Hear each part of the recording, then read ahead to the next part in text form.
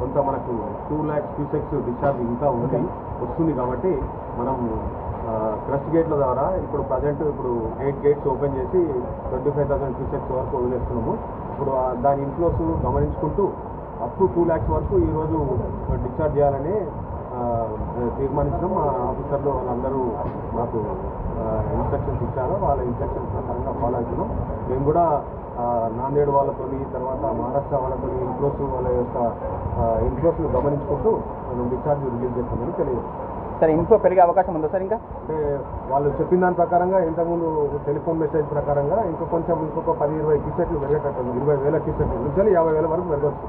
కాబట్టి దాన్ని బట్టి మనం రిలీజ్ చేసుకుంటాం. అంటే కంటిన్యూస్గా మనం మానిటర్ చేసుకుంటూ రిలీజ్ చేస్తాం కాబట్టి ఇంత చేస్తాం అంత చేస్తామని డిక్లేర్ చేయలేము. మన ఇన్ఫ్లోస్ని బట్టి మనం ఆపరేట్ చేసుకుంటాం.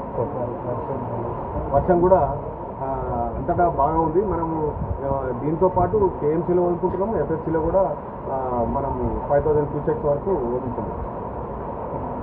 అన్ని జెన్కోలో వాళ్ళ యొక్క యూనిట్స్ అన్నీ కూడా ఓపెన్ చేస్తున్నారు. మనకు పొగరు వాళ్ళకు కూడా లీడ్ జనరేషన్ స్టార్ట్ అవుతుంది.